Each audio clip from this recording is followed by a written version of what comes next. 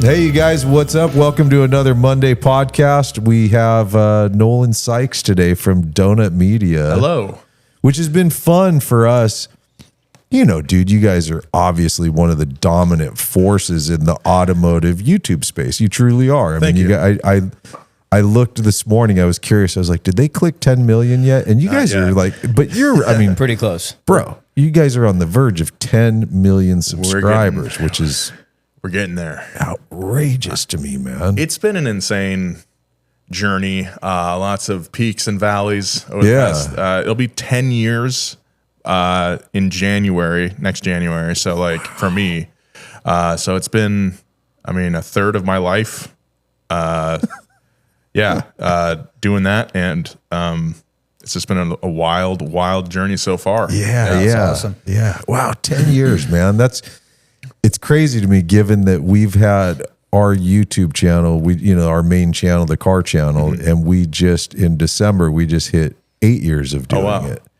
And I think, wow, that's 2 more years that you've been at Donut. Yeah, I mean it's a long time. The channel's around for 2 years before I was there too. So I mean, it's 11 years old at this point, or it started in 2015.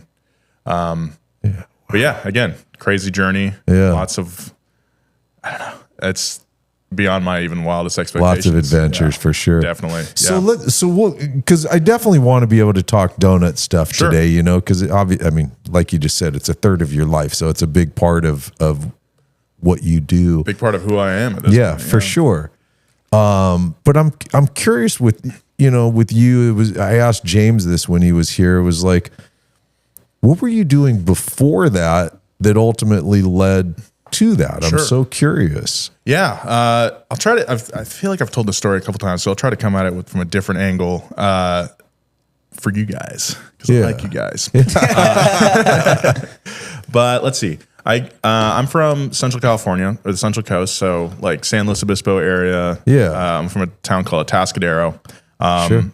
And growing up there, it was very much like muscle car dominant there. You know, it's either like, if you weren't into muscle cars, if you were like, I mean, you're kind of like a pussy if you're into like Japanese stuff, or like a jerk if you're into German stuff. Like, we had a cruise night, still do every year, and it's all hot rods and muscle cars.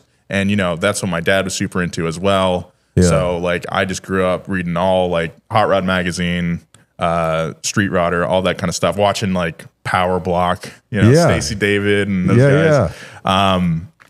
So yeah, certainly very muscle car heavy upbringing. When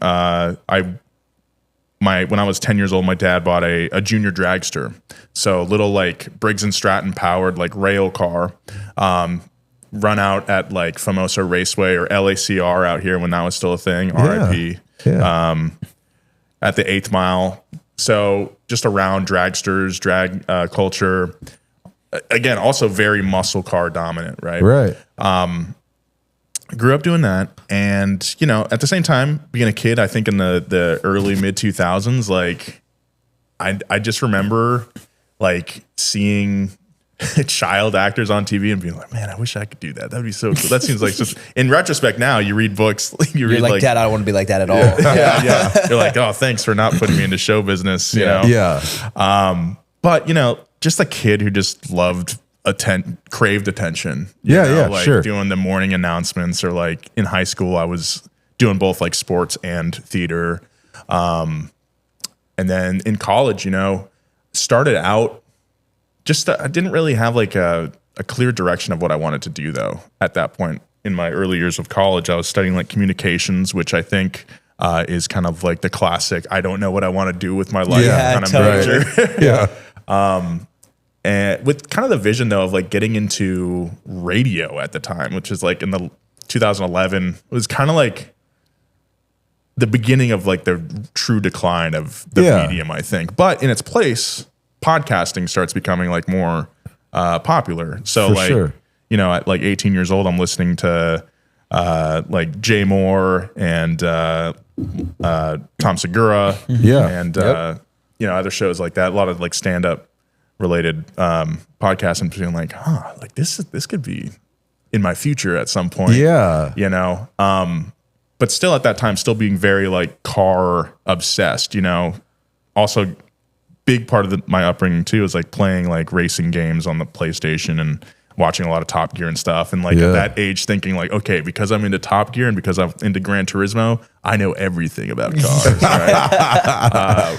So the first school that I went to where I was studying communications, I was out at Northern Arizona University in Flagstaff. Great town, really cool, but it wasn't really the right fit for me. And like over those first couple semesters, like kind of fall into like a pretty deep depression and like my academics really fall off. I end up getting like academically suspended from the school. So kicked out of school because like I was like failing my classes. Yeah.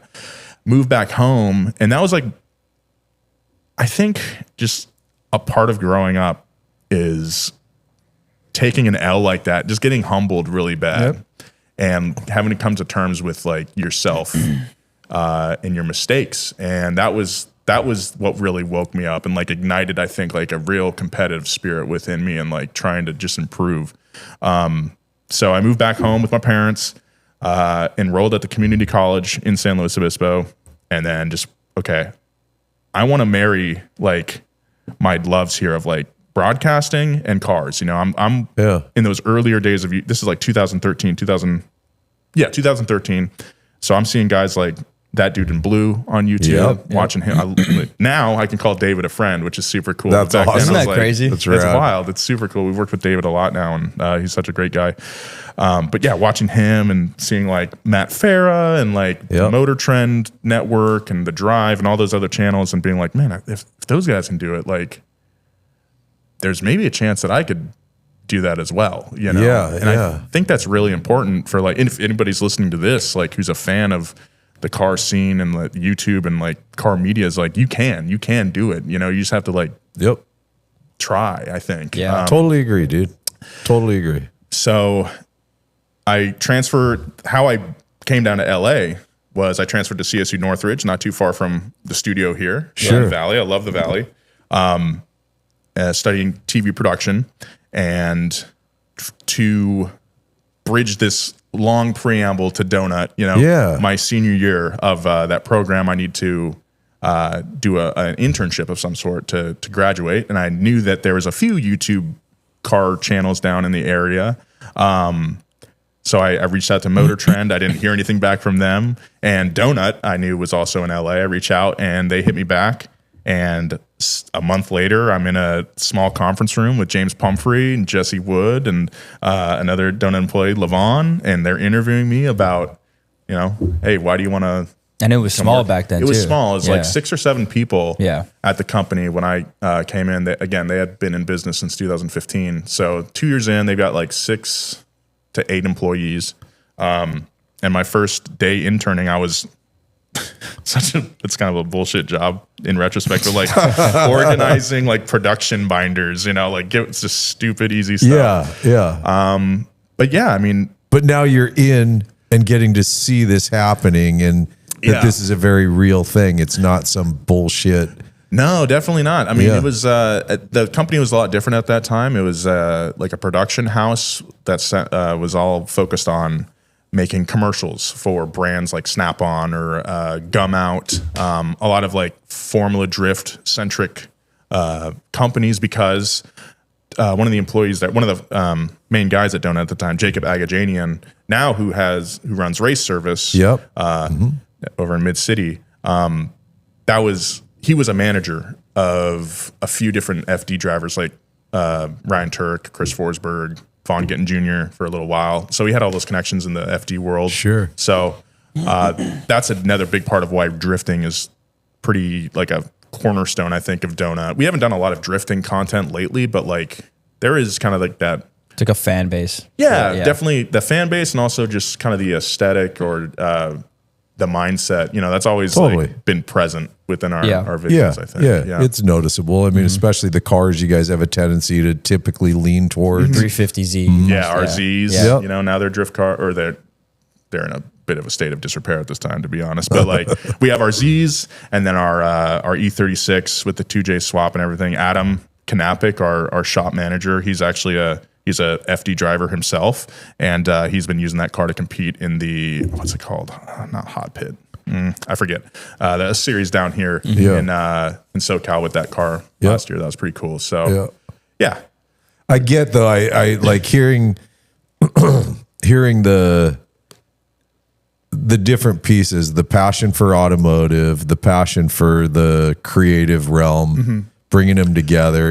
It totally makes sense that you end up not only interning at Donut, but now being there 10 years later, becoming a main face of it. I mean, really, it was like, I remember for the longest time, James was the one face I recognized of Donut. And then you became obviously the next recognizable face. And now James has been off doing speed, his own world. And I mean, James was certainly my mentor for all those years, you know. I think we had a lot of very similar interests and just shared passion for comedy and, you know, just bringing a sense of theatricality, I think, to what we do. You know, I think that was what kind of set us apart for a long time, was just like our willingness to be really goofy and look stupid rather than trying to be perfect and presentable. And that's something I still struggle with, though, is I do want to be taken seriously sometimes, but it's like, there are other outlets for that. Like, there are people who are much more knowledgeable about the stuff we talk about.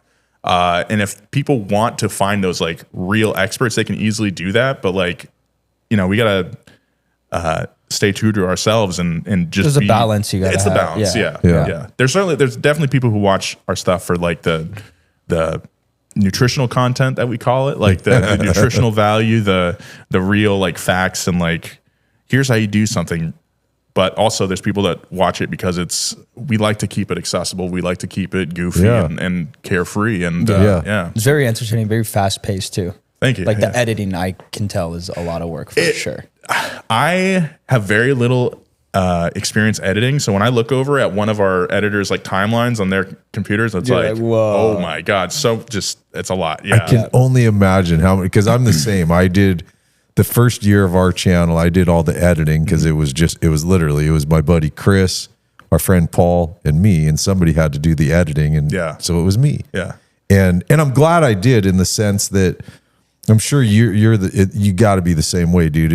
I think anyone that's ever going to be in front of the camera should hold the camera, should have to edit. They should be forced to, just to remove from their vocabulary alone. I'm struggling right now. I'm like, okay, I gotta cut the likes, cut the ums, because I know the listener right now is like, just shut up and tell me what.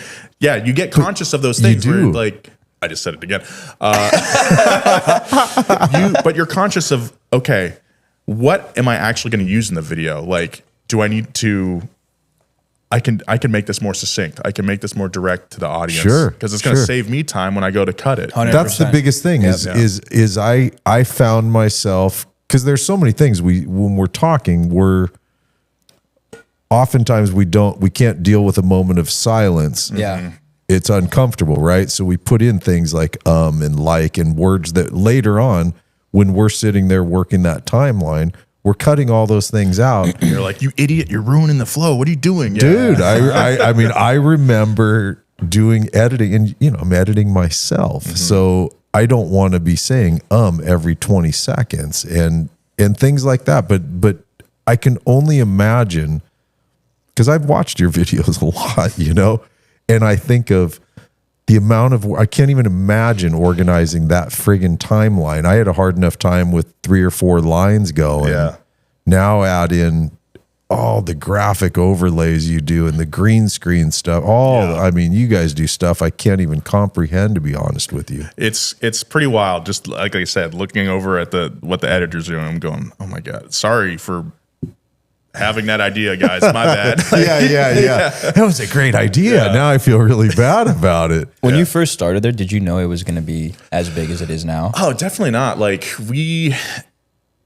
I said, the first couple like things that attracted me to the channel at the time, we had the commercials that they were making. I didn't really know that was the main business. Like a media company. Like we're going to, you're getting outsourced to create that stuff. Exactly. Contracted. And like what really drew me in was at the time they were doing the build series on Ryan Turk's GT4586. So the Toyota with the Ferrari engine. Yep. And I was like, oh man, if I get an internship there, we're just gonna be hanging out with Ryan Turk and working in the garage every day. That Didn't happen. That never happened. Never happened. Yeah, going from there is, you know, I helped like PA on a couple of commercial shoots, and then what got me into editing in the first place for Donut was we were doing like little daily news snippets for Facebook, because that was like super popular at the time on Facebook, was like the now this style news blurbs, and we did it with an automotive slant. So I would come in and find a news story on some reputable news site, condense it down, basically get like the bullet points of it, and just make a little 45-second to a minute long video with all found footage and like music that I pulled from Epidemic Sound or something like that. Yeah, sure. We still use Epidemic. Oh yeah, as we one do of too. our sources. Okay, good. Yeah. So just getting my feet wet with that, learning how to edit, you know, because the main editor at that time too was Jesse Wood, who's now working with James over at Speed. Right. Jesse was our creative director for a long time over at Donut, and immensely talented editor. But he'd be, again, cutting these really complicated and sophisticated ads. One of them being, I remember it was a drift video with Daigo Sato and someone else. They were drifting like this Lamborghini and another car through this dock kind of setup. And I remember looking over the timeline and that, and like the layers, and because it was such a fast paced cut. Like Jesse was like a pioneer, I think, of that style, rather than being like long locked off shots. It was like, you know, cutting to interior, cutting to like the outside. And then there's so many sound effects that have to go with that cut and transition and lights and this effect. Exactly. It's fucking layers and layers. This guy knows. Yeah. So good job, dude. You're learning. Yeah. I'm on my way there. It was a cool environment to be in, because at those early days, like we weren't doing the weekly YouTube releases. It was like, okay, we have a big shoot coming up. Like the drift shoot I just mentioned, or we do like one-off videos. We did one where we were trying to see how marijuana. Why did I say it like that? You guys a boomer on me, dude. How weed affected your driving. We got He doesn't smoke, bro. I don't. It freaks me out. I get freaked out, man. Last time I did, I was like, not good. It was not good. What happened was I got really used to these CBD vapes that had a little like buzz in them. So when you did like a dose or whatever, like the motor would vibrate, right? The motor would vibrate, telling you to stop. Telling you to stop. Oh, no shit. Super used to that. I went to a weed shop, I was like, I'll just. You took a blinker off a weed pen, not a CBD. I'm at my apartment. I'm in my apartment. I take a huge, I'm like, sucking on that vape. It doesn't vibrate. It doesn't vibrate. I'm not going for like, I don't know what the terminology is. And I'm sitting there. I'm like, it hasn't buzzed yet. And I'm like 5 or 7 seconds into this. Oh no. And I'm like, I should just stop. And then, huge. It was not good. And then I turn on like a Star Wars movie, one of the later ones, and it starts with like this bombing sequence. And I'm watching the TV. I'm like, I start getting like paranoid. I'm like, I was like scared. I was like, this is the most intense shit I've ever seen, dude. So that was the last time I did that. That was a few years ago. And I was like, okay, you know what? Wait, so did they have you get high? I don't think I'm made for this. Anyway, sorry. Yeah, because they got you high, or not you, it wasn't but me. someone got it. Okay. We had this actor, friend of the channel, Matt Cordova, got him super high, and we were out at Horse Thief Mile. And we did one lap where he was sober, and like. But you guys put this on YouTube? Sorry to cut you off, but like you can get high on YouTube and like not get demonetized? I don't know anymore. Bro, I saw this video the other day. Someone did one, but it's the same thing, but it was drinking and driving. Yeah, Shifin, the blonde guy, right? And he hops in the M3 and then goes and drives around the track all fucked up, but he's drunk. Yeah. Right? But weed, I don't know. It's probably not something we would do today. But I remember being on set for that and being like, this is so cool, man. This is awesome. Smoking weed. So marijuana. That's awesome, dude. I love it. Yeah. You guys, That's the fun part. I think what you guys do is it's so you get to bring in all your crazy creative concepts. I'm sure probably plenty of them you go through and go, yeah, toss that one, toss that one, like this one. But now you got to figure out how to make it happen and keep the people watching. And obviously you guys are good at it. I mean, like I said, almost 10 million subs. I look at that and I'm like, that's fucking massive, man. It's crazy, but it's still a challenge every day. It's like, how do you strike that balance between like what you want to make, 2, what you know your audience wants to see, and 3, what will bring in new people. You know, it's a challenge every single time. And a lot of times it comes down to just the right packaging, or it's like title and thumbnail too. Is like we spend a lot of time dialing those in and like making sure that, you know, it's not too clickbaity. We've definitely been guilty of that in the past. Sure.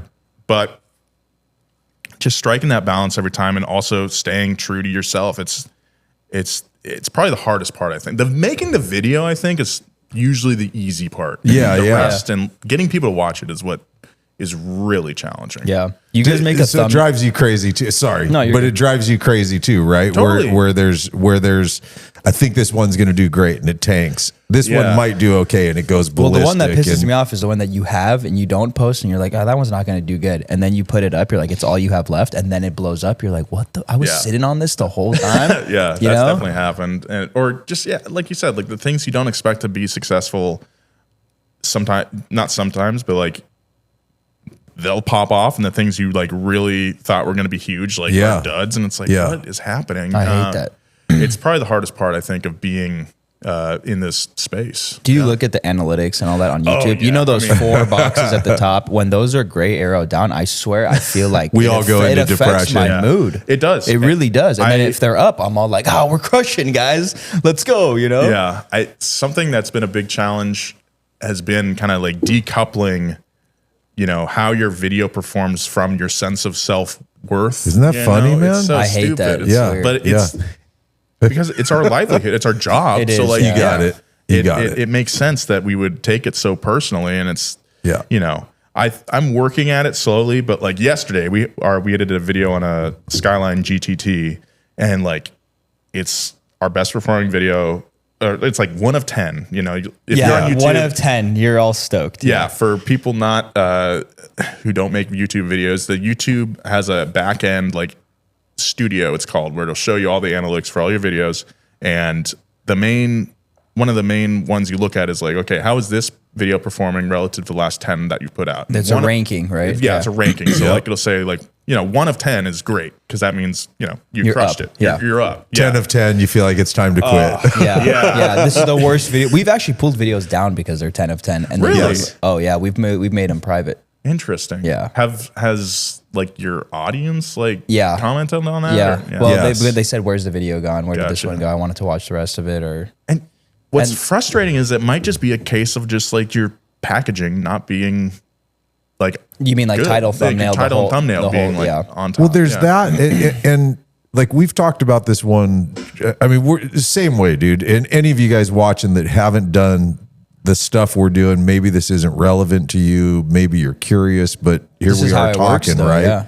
And the obsessive nature of it, which I always personally, I think it's healthy to be obsessed about something that you're really, because obsessed is another way of saying passionate, right? And I'm obsessed. We all are with this channel, but it's because we're really passionate about the business element of it, the cars that we're shooting, the entertaining value. Like there's all of it, man. So I get granular and obsess on the analytics of it, but there's things like in recent times, I would say, that you have to deal with in this space, right? There's and we're not going to get political at all, but there's there's elements I'm going to bring up about political stuff, because like the shootings with ICE and all the stuff going on with ICE recently, I think has a lot of people turning away from being entertained with watching a car doing burnouts. That becomes a new entertainment. What's going on over here? Not just entertained, but genuinely concerned.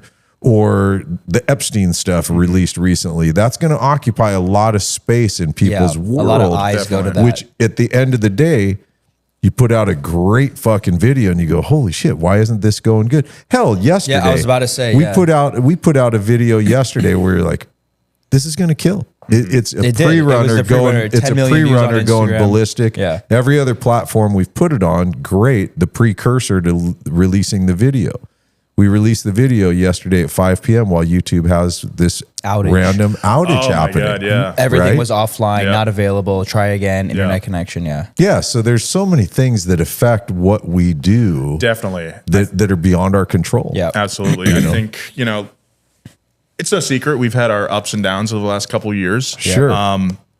So, sometimes same thing. We'll just we've been working so hard the last couple of years, but it's at the same time, it's like, you gotta like zoom out from the algorithm and be like, okay, actually people just like aren't stoked on you right now. So you gotta win them back in some way. Yep. And that's what we've been trying to figure out. I have a pretty good idea on how. Yeah. But like we're so focused and obsessed with what we do, but it's like it can be easy to forget that it also exists within the real world that we live in. Yeah, And totally. like there's all those external factors. So, Yeah, totally. Also, when you're in it too, you don't really see the outside perspective. Like everybody knows Donut Media, and there's a lot of people that know us, and we don't realize that. But like when we were getting in and out the other day, and that dude working goes, "Hey, you're Shawn. I watched the channel." That's what makes me go. We're standing outside here, right? And someone walks by, big fan. It's like, oh shit, there are people out there that like, we are big. We do make good stuff, but because you probably spend so much time literally within these walls working on everything. You got it. Or YouTube totally tells us we're gray arrow down. Now I feel like nobody knows us and we suck. You But it's totally like, no, forget they're out about it there, all. yeah. It's a funny one. I mean, I was prior to this, my whole life was in the music business. I was a touring working musician, and like you'd go out and play some bullshit gig just, because you got to make some money and it's another gig to do. And you feel like the biggest loser in the world. Then the next night you're standing on stage at a festival where there's 5,000 or 7,000 people and you're like, we're fucking rock stars, guys. But then you walk out of that gig and you get back in the Sprinter van, drive down the road. It's like, it's such a funny thing, but I honestly love it so much because I tried in my 20s, I tried working a traditional job, put on a suit and tie every day. I went out and did sales. And 6 months into that, the opposite of you, I couldn't smoke enough weed to get through my day because I was so bummed out on my life. It wasn't for me. Living that traditional existence was definitely not for me. And I'm made to live in this space where one day's up, the next day's down, and it's all up to you how you deal with it. Obviously, here you are, bro, 10 years later.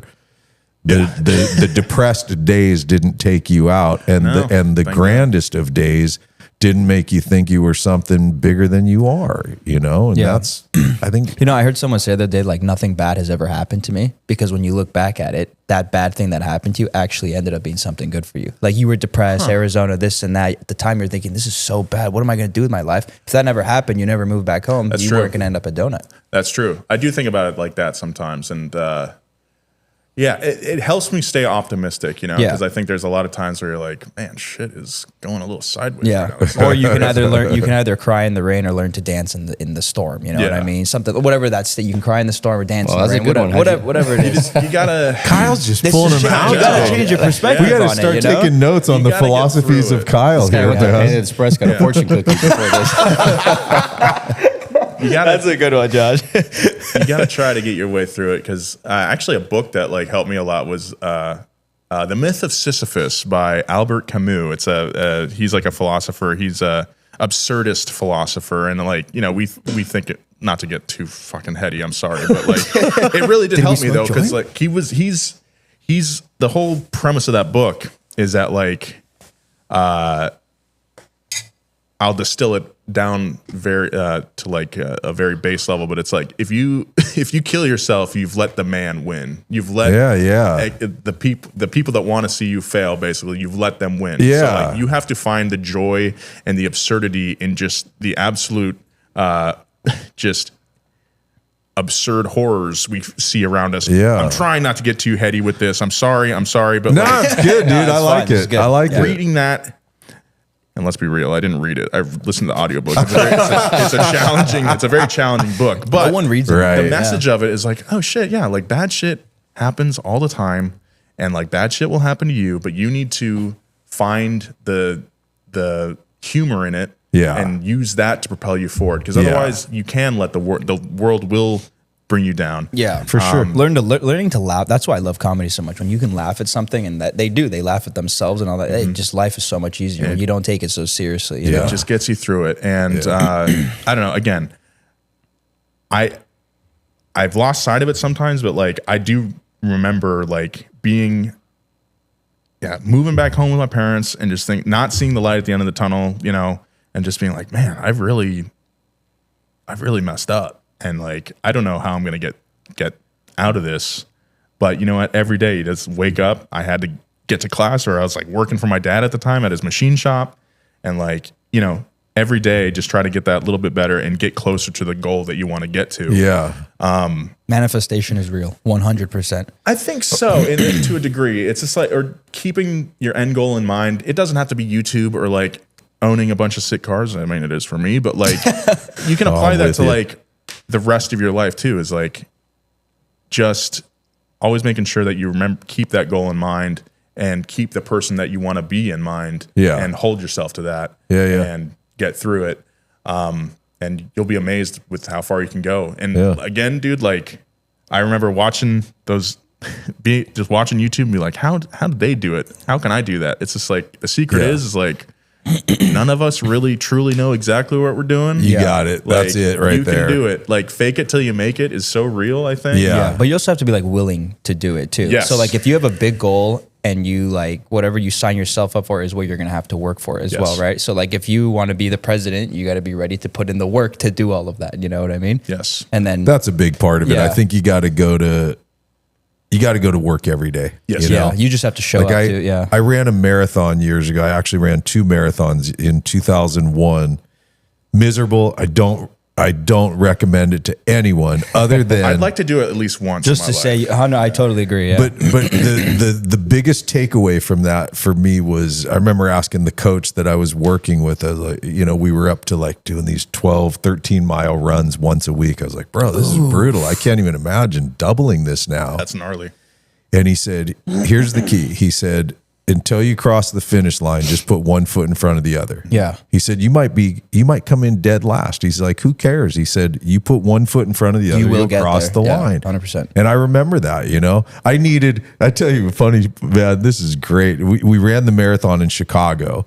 I picked the flattest marathon in the country to run. I was like, what's the flattest marathon? I'm definitely not doing LA or, you know. So, but I remember it like mile marker, I want to say it was like 23. So I'm almost there. So close. There's like a few miles left. Fuck this. I'm done. I sit down on the side of the road, you know, and this old timer, he's probably the age I am now, actually. Old timer. Comes up. He's like, hey, come on, man. If I can do it, you can do it. He said, just run with me the rest of the way. I'm like, fuck. All right. Let's do it.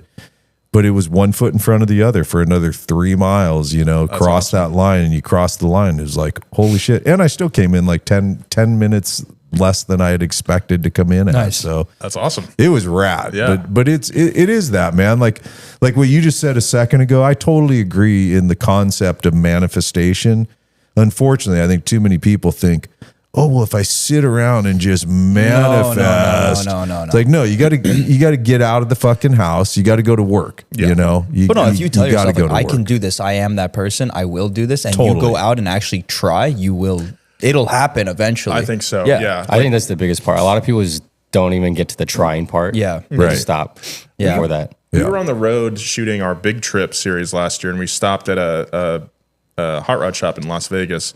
And the owner had said that he was having a lot of trouble, like getting people, shop hands, to come, you know, work. Yep. Not to be like one of those guys where no one wants to work anymore. I'm not saying that. These kids. I'm not saying that, but I am saying like he would meet people at car meets or whatever and be like, hey, yeah, if you want to come help out the shop, like here's the date, here's my number, all that stuff. Yeah. That people would be like, okay, yeah, I'll be there. And then they just totally flake, don't show up, no call, nothing like that. And it's like, you're not gonna how are you going to progress if you do that? Yeah, Like we're totally. saying, you know? Totally. So I'm curious. Let's go. I love how philosophical this has gotten today. This is actually super fun because this occupies actually quite a bit of my alone time. Is these kind of thoughts, you know? And like I do read books a lot about this type of stuff because I'm just always curious, you know. But as far as in your donut space, so you grow up muscle car world, right? Because of dad. Yeah. In the donut world, I've seen a lot of JDM, a lot of Euro stuff. Yes. Do you have a favorite realm or do you dig it all? I love it all. You know what I mean? Definitely. I drive a Mercedes every day. I had a Tesla for a minute, which cool for but totally cool for what it was. You know, I appreciate the technology of it for sure. I get off like crazy on an NA big block. I just like, fuck yeah, I love that. I dig it all. Like cool car is cool car to me. You know? Definitely come to appreciate all of it, you know, just through working and working here and getting to drive so many different kinds of cars, getting to see so many different kinds of cars and meet so many different owners. It's been really cool to see what's out there. You know? I could have, when I was 18, I had no desire to like have a Civic. Now I'm like, I have my little 88 EF hatch, like that car. Like I love that thing. It's funny. I think growth in that way. Also, the German stuff I'm not super into, maybe because I just haven't found the right car or driven the right car that like really speaks to me in that way. Have you driven Porsches at all? I've driven a few Porsches, and you're not into them. I do like them, but it's like you're one of those guys. It's just at a different like level where I'm like, okay, I'm not quite there yet. I also understand, as much as I love Porsche, I understand these guys. I understand why they're not like, it's a Volkswagen Beetle. It's weird. We've done. No, you guys are wrong. No, I'm a Porsche guy. I agree with you, Shawn. I think once I get like 35, I'll start liking Porsches. You know. Actually, I have a question. What's the craziest car you got to drive from working at Donut? Because I remember asking James this, and he said he took out like a Pagani Huayra that they just Yeah, that was. Did he tell you the story about the insurance on that one? I think he did. I can't. I don't know if I remember. I won't repeat it. I guess, but you can repeat it because I don't. Our production, like insurance, couldn't cover the cost of the car. So, like in that video, you'll see there's a rep from Pagani sitting next to him because it was under Pagani's insurance. Okay, got you. Oh man, I remember we had that thing in our office for like, I think they left it there overnight, so we just had it in there, and it's so cool to like get to see one of those things up close and. Different than a car show too, right? Because like we've had a car in here that you see it at a car show, there's 1,000 people standing around and taking pictures. Okay, it's one thing. When you look at it and sit in it and like touch it and you're the only one looking at it, there's something different about that, right? Yeah. Especially when there's no other cars like it nearby. Like when you're at a car show, there's a bunch of other cars nearby. So you know, you kind of walk past it. But like when the F40 was here for a while, the legendary and the Carrera GT. Oh my God. I think that helps a lot. Like seeing it solitary where it's not being diluted by the fact that there's more of them. It's and like, pictures and people and it's just you with that car. See why it costs a multi-million-dollar car. Let's see. Through the channel, craziest, man. I come back to the 4th gen Viper ACR. Okay. We drove. I mean, that thing. That's the Calva Motorsport Viper 4th gen, right? Like that's the one that he like usually... the Extreme you're talking about with the aero package and all that. The aero package. It sounds like it's like a chainsaw. It sounds like the exhaust. It just revs so high and it's so high pitched. And we were shooting a video where we got to drive every generation of Viper. Oh, that's cool. Yeah, that's like one of the best days of my life for sure. I could see that. That was really cool. But Jeremiah took me out for a lap or two, and this was when he was doing like a TCR, like the Skip Barber like racing series. So he was going out like every other month driving like this. He long story short, he got really good at driving. Yeah. And I remember being passenger seat in that thing while he was ripping it and just thinking we were going to die. Because also it was like at Streets of Willow before it had got repaved, before they bought it. Sure. Yeah. So it was a little dicey, but man, that thing, permanent spot, I think. And what was the car? The Viper ACR. Oh, okay. Yeah. Gotcha. Yeah. Just that thing's just howling. We're going down those straights and it's just like, just incredible when you're like, oh, you said this is the 4th gen, right? Not the 5th gen? The 4th gen, yeah. The 5th gen's pretty cool too. It doesn't, but it didn't have that same kind of like feeling that it was going to kill you. The raw, yeah. And also the interior is a lot nicer, and it's just less raw of a car. Okay, so 5th gen is the Calvo one that we just did. Yes. That's 5th. Okay. Yeah. 4th is the one before. Okay, It's a little more boxy, a little more square. Yeah. That's early 2000s, right? I think. I believe so. Yeah. Crazy cool That's what's car. in Tokyo Drift. That's a 4th gen, or is that 3rd? That's 4th, I believe. That is a 4th gen. Okay, yeah. I think. It's pretty wild though, isn't it, dude? Because I get to drive so many different cars, you know. So I mean, even just my shop business alone, you know, dropping off, picking up client vehicles. We manage a collection of vehicles, and then the We've driven channel some crazy itself. shit. I mean, really bonkers, and it's like I don't get after it in other people's cars because I just don't feel like it's the cool thing to do. You know, you show me the like kindness of letting me drive your car. I'll show you all the respect in the world for it. But even like driving some of the stuff we get to drive and just driving, you know, mildly over speed limit, or if the speed limit's 55, well, there's no rule that says I can't get to 55 as quickly as possible, you know? But also driving those cars at normal pace is fun. It's just There's amazing. The sounds, the way they shift, the way they feel. You're like, oh my God, the this thing's smells, insane. the whole experience of it, the stitching and just all the cool little things. Yeah. It's amazing what guys like us get to do. You know, it really is. Definitely. And again, I want to keep reiterating for the listener, like you can make it happen. You know, it's hard, definitely, but I think, and it takes a certain kind of person, I think, but like it is possible. Yeah. Yeah. I like how you keep coming back to this, dude. I've heard you've looked right at the camera a couple times now. I'm guessing it's part because you're probably on the older generation of guys at Donut, having been there recently. You know, I saw you got a lot of younger guys and girls working there. Yeah. Yeah. And you seem like a guy that really wants to inspire people. I do. I want, because I just remember being, again, going back to just being moving back home and being in my childhood bedroom and just not knowing exactly what to do. Yeah. And like, I'm not saying that we know exactly what to do. Yeah. And like what's going to work for you. But sure. like the fact that we've made it happen for ourselves is, I think, proof that it can happen. You know? That's just what I want to impress on people, I think, is that sort of thing. Yeah. Yeah. I like that you do that, man. I think it's important, you know. I think there's too many people at the parental level that their kid has. I mean, give me a break. As kids, we have crazy fucking dreams, you know. We see some really cool visions for ourselves, and then you get told too many times, like, I remember as a kid, my dad's thing was always saying, now make sure you have a fallback plan. I was like, but that's a bad idea. I don't want to fall back. If I'm going to fall, let me fall forward, man. Yeah. Like, you know, like I'm so, something I've learned about myself for the past couple of years. I've also, within the last year, started seeing a therapist, which I think helps right on. a lot. You know, that was something No, I'm kidding. Sorry. We've all done that too. Yeah. I put it off for so long. And now I'm kind of like, I don't want people to miss out on that opportunity, you know? Yeah. And just how helpful it's been. So, anyway, I forget where I was going with that.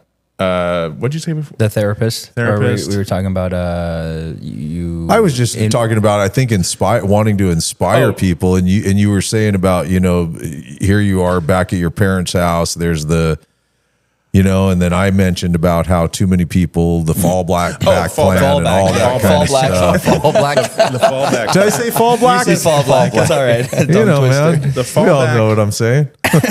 I don't. What I've learned, I remember where I was going. What I learned through therapy is that like I am a very like I am a risk averse person, which is funny when you also contrast that with like also being someone who goes to Bonneville or like loves racing and all that kind of stuff. Like I am a risk averse person. I like that security. I like knowing that like I'm not gonna put myself in too stressful a financial situation or anything like that. I'm pretty frugal with my money. I don't make a lot of crazy impulse purchases. But when it comes to fallback plans, I think like you can figure out a fallback after you've tried your the main one. Yeah. I feel like also if you have a fallback, you don't commit to the dream as hard, you know, because you have that fallback. You're like, if this doesn't work, I'll just go do that. You so might you're be like half in. nerfing yourself a little bit. You got one foot in the grave and the other on a banana peel. You know. I also think I'll tell you, like perspective, right? Perspective has a lot to do with things. And I'm 60. I just turned 60 in October. So, and I've said this to a lot of guys that fall into your guys' age bracket and younger, is like, go fall on your face, man. Mm-hmm. You don't even have to consider getting pragmatic until, in my opinion, until maybe mid 30s, hitting into the 40s. You might want to start getting pragmatic, but until then, man, go for your dreams. You fall on your face, so what? Go harder, go harder, go harder. Maybe at a certain point. I mean, I did it with music, dude. I probably did it a little longer than most, but at 45 years old, netting like 30 grand a year, touring my ass off, I finally went, maybe I got to figure out something here. Yeah. This might not be working out. I don't want to get too deep into this and I don't want to be out of touch either. Like, economy's pretty tough right now. It's been pretty tough. Yeah, for sure. Also I got extremely lucky with like my circumstances, so I don't want to discount that. But coming back to the mentality of like one foot in front of the other, and just like working towards what you want to do, your goals. It, again, doesn't have to be having a YouTube channel or, whatever. It just like keeping your goals in mind, I think is just really important, Yeah. Especially, I don't know. Maybe this is probably very boomery of me, but like, I got you on the boomer side. I spend a lot of time on social media, and like the things I see on like reels or whatever, the kind of like things expressed by younger people about, I guess, life overall, it makes me kind of sad. It's like very pessimistic, which I totally get, just in the way things are. Because social media exposes us to that shit too. That's why we're all like, fuck, dude, what's the point of this? You know what I mean? Like we all feel like that, like our age, because we see so many of those things. I'm very empathetic to that, but I'm also like, let's try first before we shift that perspective. If we all shift the perspective, maybe there is a better future. Yeah, let's try something before we just like resign ourselves to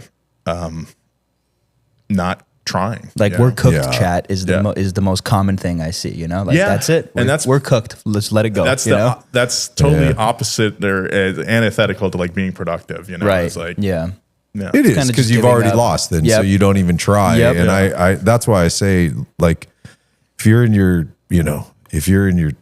teens, 20s, even 30s, I just don't think you need to get pragmatic yet. Personally, I just don't, because you start getting to late 30s, 40s, there's still time to get pragmatic, to do what I'm doing right now. I call it, I've been playing financial catch up for the last 10 years, 15 years now, because music didn't go where I was hoping, right? I was supposed to be a rock star. I wasn't.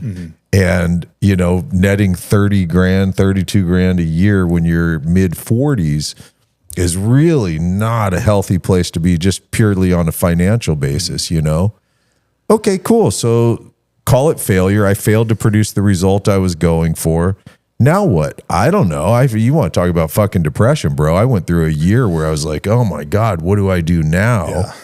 And I look back on it, and it's a funny one. Here I am. I have this really cool business. I love my little storage business. It's awesome.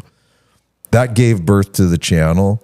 The people I work around, I mean, it's like the dream was better than the dream I had before. I mean, it's like, again, at the time, it probably so was much better. Like so bad what happened to you. Oh, it was fucking awful, and now man. It's like, good thing it happened. But like pragmatic now, right? You just said about financial, like you don't do impulse buys.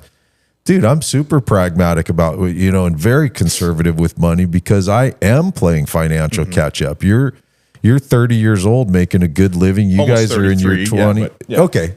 You guys are in your 20s still, making a pretty decent living doing what you do. Cool. Keep stocking a little bit to the side. I mean, you also don't want people to listen to this though, who are 20, 30 and be like, I got time then. Like, no, you still got to go out and try something, Don't just sit around and think, okay, I'm not going to be pragmatic, but like go. But you do have time in the sense of like, you can go out and miserably fail, and you can do it multiple times. Yeah. I mean, I tell you, it was a cool thing I do that 1 year period after music. I really freaked out. I mean, I legitimately, because I was tunnel vision on music. It's all I did my whole life. I didn't pay attention to business, finance, nothing. Yeah.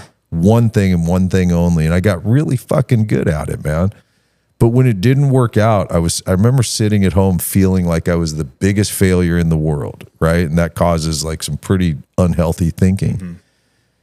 God bless Google, man. I go to Google, no shit. And I typed in the word failure. Mm-hmm. And I started reading stories, and you start reading stories about great ones like Steve Jobs, right? Great failure, massive failure. Got kicked out of his own fucking company, man. Built it out of his parents' garage, right? I mean, that's a stellar one. But my favorite one was reading this story about Abraham Lincoln and how many times... No, Lincoln, think about it. One of the greatest presidents. Just looked at me. Yeah. I didn't do it. But think about it, right? I mean, the fucker's on the $5 bill. He's one of the greatest presidents our country's ever seen, for sure. Absolutely. And I can't remember the number of times. It's in the 20s that he ran for public office and failed. Wow. 20 some odd times that he failed, not to mention the shit that happened at home. Mm-hmm. And yet here we are talking about one of the greatest presidents of all time. You know, it's like, what if he would have said, nah, I'm done. I'm going to get pragmatic, you know? And I mean, I just think about so many of these guys that like they were on the edge of losing it all. Mm-hmm. FedEx was almost not an idea that, I mean, how often do you use FedEx? Amazon, that I use almost every day, would have, you know what I mean? Yeah. Like maybe I'm not going to, or you're not going to, maybe none of us are going to create something at that level, but you create something at a level that is fulfilling to you financially. Within your own life, you know, I mean. Yeah, I think that plays into the kind of the thing I was talking about with social media and people kind of judging themselves. They've set their expectations extremely high too, you know? Sometimes, not everybody, but like, you know, oh, if I don't make $400,000 a year and I don't have a huge house or blah, blah, blah, like, that like, 2016 YouTube era ruined everything. I think so, honestly. You remember what I'm talking about? Like that? Yeah. Okay. I think it did, like, because it comes back to like being fulfilling. Now, let me say, like, I'm good, I'm comfortable, I'm chilling, so like it's coming from that place. But like doing something that you love, that you are fulfilled by, while also, you know, accomplishing your goals too, is like, that's such a great place to be in. Also, I mean, really fortunate to be. That's worth a lot of money in its own. Yeah, that's very definitely rich in its own way. That you're fulfilled and go home and sleep happy night and take care of things. You know, like that's rich too. Yeah, man. I mean, how many people have we seen? I mean, I know I look at you because you and me have both seen it, and every one of us, I guarantee, have been around it. Is people that have financially so-called the American dream, right? They're tens of millions, hundreds of millions, into the billions, and they're not. And I'm not saying they're all this way, because trust me, I know people that have made a lot of money in their lifetime. One sitting right in the fucking room with us. That's one of the happiest people in the world, you know? And I've also seen a lot of people that have the financial wealth that you would consider creates a happy life. I mean, it's whatever you think about Elon Musk, you read some of his tweets and you're like, that guy does not seem like he's digging life. Honestly. No, you're like, that guy is. He's actually trying to leave planet Earth. Maybe things suck so bad. He's trying to go to Mars instead. We should read into that a little more. Again, that's a case of just like extreme wealth, obviously, where it doesn't even, the numbers don't even matter anymore. But again, not to be too. I think I saw something that said like the second richest guy in the world is closer to us in wealth than he is to Elon Musk. That's insane. On like paper, sorry. You know what I mean? That's crazy. So yeah, I don't know. It's like, again, just one foot in front of the other and pursuing something that gives you that, you know, pursuing that impulse of like what your passion is. Yeah. Like I think counts for so much, and it's a worthy endeavor, you know? Did you have a issue at the very beginning of YouTube with negative comments? Oh man. Oh yeah, definitely. Yeah. We could talk about that for sure. Like, when I first started being on camera, when we were doing our show Wheelhouse, you know, there was this phenomenon we've had with every single show that we launched on Donut, where it's like, where's James? This guy sucks. Where's James? Which was so funny. And it's like, he's every week on Thursday. Like, you don't have to wait. You have to wait 2 days to see James. Whereas like we launched at a time, we had 5 or 6 different shows during a week. but yeah, learning to discount those negative comments is still in progress. But definitely affects me a lot less. Because some of them hit harder than others, you know? Some of them get a deep bone. They get you deep inside. Yeah. It's like a cut and you're like, this motherfucker, I gotta comment back. Especially when the comment is mean, but it's clearly coming from a place where they haven't watched the entire video yet. And it's just like, okay, if you had just watched the whole thing, this wouldn't be an issue that you're bringing up. Yeah. You know? Those are the most frustrating. But yeah, having, you do have to develop a thick skin. These days, I usually tell like my coworkers, hey, just like don't read the comments. Yeah. Like but you have to know sometimes. I know. Like you gotta go. It's a majority of the time. It's usually very positive comments, people being very, very nice, and which is backed up by the fact that like whenever we have a in-person event, like a car meet or something, like everyone I've ever met, like a donut fan in real life, has been super cool. So I think James said that. Didn't he say like no one would ever say that comment to you in person? Yeah. Like how weird would that be if they said it to your face? Yeah, you'd be like, okay, psycho, weirdo. Like, what? But because you read it as a come comment, to your car meets and then go, you suck. Yeah. I'm getting heat right now from the back seat situation. Everyone was like, remove the woman from the back seat. I saw that one. Just get him a tampon in the back seat. City boy doesn't know. Because the video we just put up, the off-road truck, we put Kyle in the back seat for our drive back, and the guy did some pretty crazy shit, like jumped off road for a second before he came back on the road. And Kyle's never been in an off-road vehicle before, so he was pissing himself. Also, I mean, natural thing. He's never been in a car where someone drives off the pavement into the dirt and then hits a whoop. At pace, by the way, we were cruising at 60-ish miles an hour. And you only met the guy like 2 hours before. Yeah, you don't know. You don't know what's going on with him. You don't know if he's in a good mental spot. But I replied to the comments like, "Yeah, fuck that pussy in the back seat." You know, like I saw that he was responding like as if it's me responding. It was pretty funny. Which is better though. I feel like being like that is better than getting upset about it. Yeah. You know? Yeah, that helps you at least like, I don't know. I'm laughing at myself. You know what I mean? That's better than trying to I think in the beginning, everybody does take it personal at first. Yeah, totally. Definitely. I still read them. I dig in all the time on comments and respond. I like responding to stuff. And I learned early in the channel that how I was going to know what the audience was seeing, because live music, you knew right there. I mean, if people liked it or not, they were into it. You knew they were into it. If they weren't into it, all of a sudden just all of a sudden the room was empty, and you're like, okay, so we just cleared an entire room of fucking people. Yeah, that's brutal. But horrible. That's bombing. Right horrible. There, throwing tomatoes. Horrible. Horrible. But on, with this stuff, the only way we know that what the feedback from the audience is from the comments. Yeah. And I learned a lot about things I was doing on camera that were, the things people liked and the things people didn't like. Yeah. I took it to heart, man. I took it to heart when people, if it was one comment, whatever, you're just some dude that's upset about life. When you get 20, 30, 50 comments that are all saying roughly the same thing, I think you should listen to those, I agree. Yeah. It's a balancing act. Like, again, I tell my co-host, maybe don't read the comments, but at the same time, you do get valuable feedback that way. So 100%. Yeah. Like I had no idea there was a problem until I read the comments, and there was like 4 of them saying YouTube's bugging out, and I'm like, what's going on? So it's like, that's a positive right there. For me. Totally. No, I love it, man. I this whole space though, I swear it goes right back to what we started at with this podcast is I truly love the space. I'm like passionately obsessed with part of it is, we've got our 100,000 plaque there. I want the 1 million plaque, dude. And I'm sure you're probably eyeballing the 10 million plaque. That's going to be crazy. I mean, it's like part of the game we're playing is you set a bar. Cool, I hit that bar. Now raise it. You're always raising the bar. Yeah, it really makes you competitive with not only other channels. Like I don't know if you guys see it the same way. I'm trying to like kind of kill that mentality, but you do definitely become very competitive with yourself and just try to improve every single time. And I think over the course of my life, I think that's been like the maybe biggest change is when I was younger. That's probably like one of the reasons I flunked out in that first place was like I just wasn't holding myself to a very high standard, and just kind of floating through life. And then after that like flipped a switch, and it's like, okay, I got to get serious, and I got to live up to not only the expectations that my parents have for me, but like now I have these expectations for myself. I don't want to be this person that just quits. I want to keep going. I want to keep improving. Yeah. Keep going. And I don't know.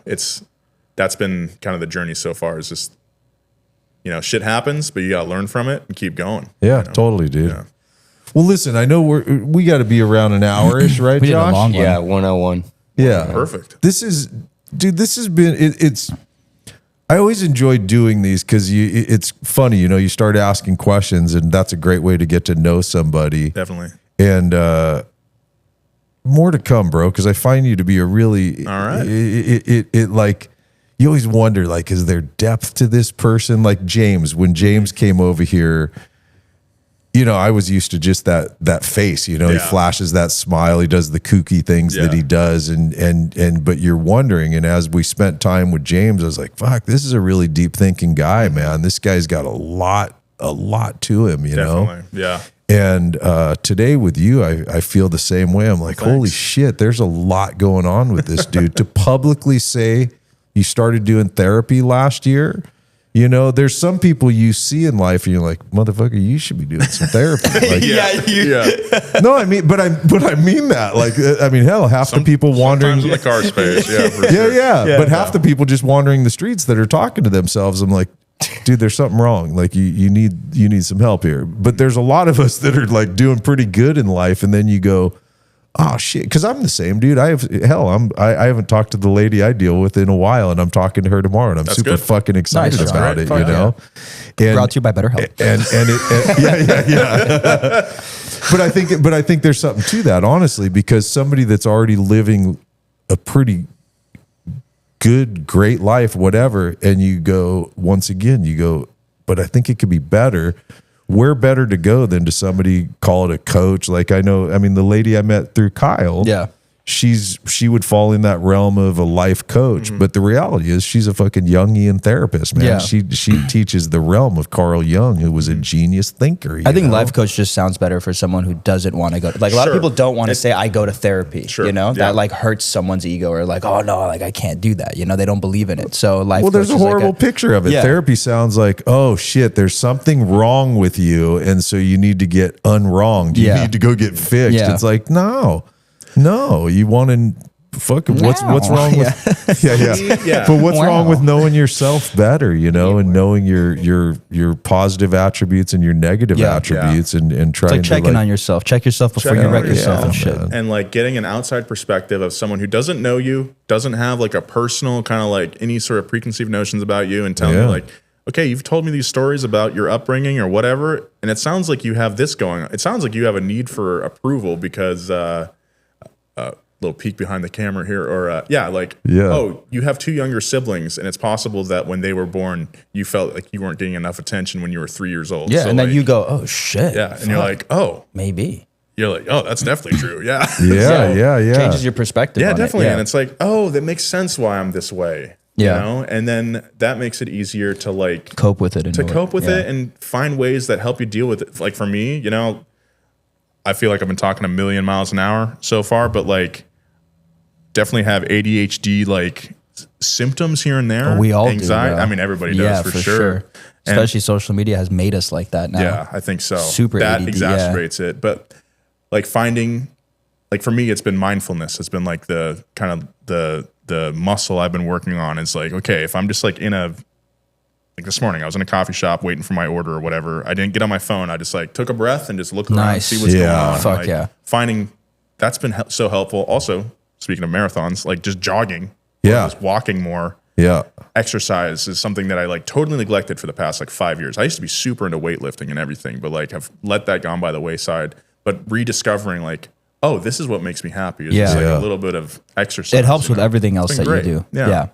It's a really good thing. These two got me hooked on it. And right now, the middle of February is 1 year that I've been in a consistent mode of 4 days a week. Nice. Weightlifting. I've never weightlifted in my fucking life, dude.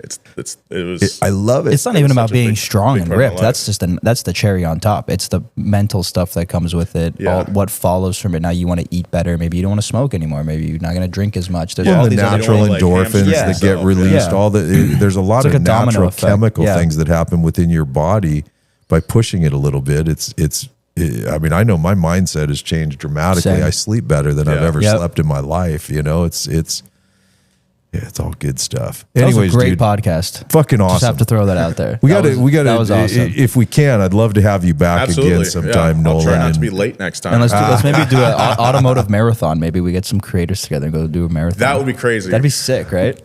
Chevrolet. Let's start with the 5. Sponsored by Chevrolet. Yeah, we could start with the 5K. How about that? Right, There we go. I'm honestly down to do that. I'd go.